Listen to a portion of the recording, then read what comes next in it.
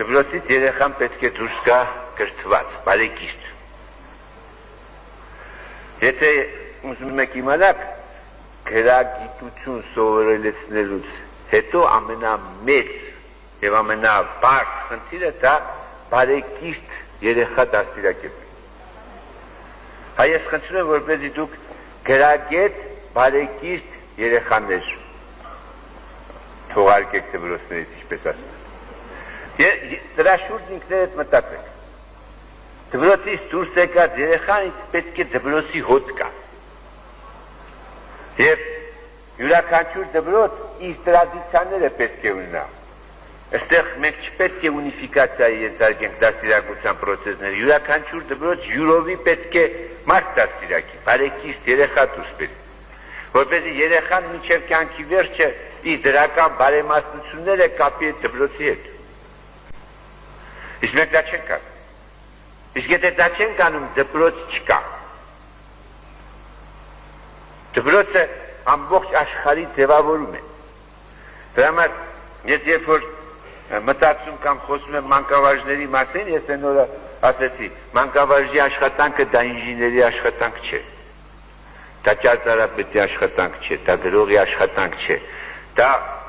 ամենաբարդ, բայց միաժամանակ ամենապետքական, ամենաանհրաժեշտ,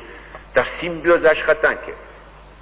Մանկավարժական աշխատանքը դա տեխնություն է, դրա համար էլ մանկավարժներին ասում են մշակներ։ Դուք մարդ եք ձևավորում։ Ես այն օրը,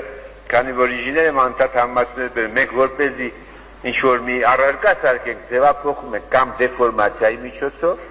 կամ կտրման միջոցով, տաշեղ է ստանում, ինչ-որ կոնֆիգուրացիա է ստանում։ Դուք իրավունք չունեք ոչ դեֆորմացնել հոգին, ոչ էլ տաշեղ անել աշակերտին, բայց պետք է մարդ դաստիարակել։ Դրա համար դաստիարակության հարցերին պետք է ամենայն ուշադրություն դարձնել։ Իսկ որպեսզի դաստիարակը կարողանա դաստիարակել, ինքը պետք է դաստիարակված լինի։ Ինքը պետք է բարեկիրթ լինի։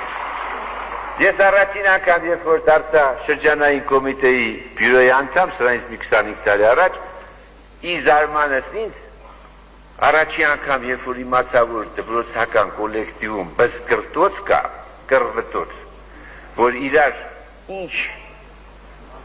էպիտետներ չեմ կարող ասել, ինչեր են ասում, ես ճիշտ ասած այդ օրը շատ տխուր վիճակի մեջ ընկա, որտեղ ինձ թվում էր, թե դպրոցը սուրբ է։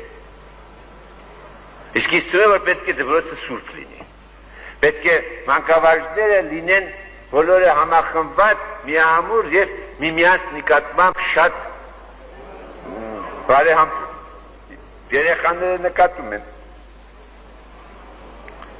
Երեխաները նկատում են, ուսումնասիրվարն ու դիրեկտորը ինչպես են իրար հետ վարվում։ Երեխաները նկատում են, թե դասատուները ինչպես են իրար հետ վերաբերում։ Երեխաները մանկավարժական կոլեկտիվի վիճակը ընկալում են եւ ըստայինն էլ կարգավորում են իրենց վարմունքը։ Ուրեմն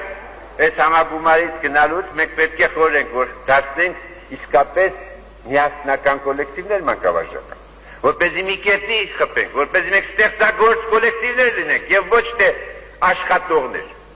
Դուք աշխատողներ չեք, դուք մանկավարժական կոլեկտիվի անդամ եք։ Որովհետեւ ձեզանից ամեն մեկը մյուսից անկախ չի աշխատում։ Օրինակ գործարանի ձուլման ցեխում եւ մամլման ցեխում տարբեր մարդիկ կարող են աշխատել, իրար հետ կապ չունեն։ Նրանք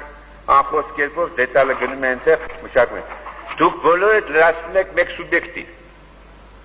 Ուրեմն միացյալ ջանքերով պետք է աշխատել։ Իսկ մեր շատ դպրոցներում մանկավարժական կոլեկտիվների վիճակը լավ չի։ Մանկավարժները իրենց լավ չեն պահում, չեն աշխատում իրենց վրա, չեն զարգանում։ Իսկ որ մանկավարժը որ դասի է մտնում, արդեն նա պետք է գնա քննության, ամեն օր, ամեն ժամ։ Ուրեմն ամեն մի դասարան մտնելուց առաջ մանկավարժը պետք է հուզվի։ Եթե չհուզվեց, էլ ինչ մանկավարժ։ Եթե ստեղել մենք խոտան տանք, էլ մեր հալն ինչ կլինի։ Իսկ ես բացատրում եմ մեր բոլոր խոտանների հիմքը դպրոցին։ Այն երեխան, որ ձեր ձեռքի տակ շատ լավ ձևավորել մարդ է դարձել, չի կարող պատահի, որ վերջում փչանա։ Այն երեխան, որ չի դաստիարակվել, հետագայում շատ դժվարությամբ է դաստիարակվել։ Հատուկ անգամ լինում են, որ մեկ էլ տեսար դուրս է գալիս։ Դրա համար ես ձեզ կոչ եմ անում եւ խնդրում, որպեսզի դուք դաստիարակության հարցերին հատուկ ուշադրություն դարձնեք։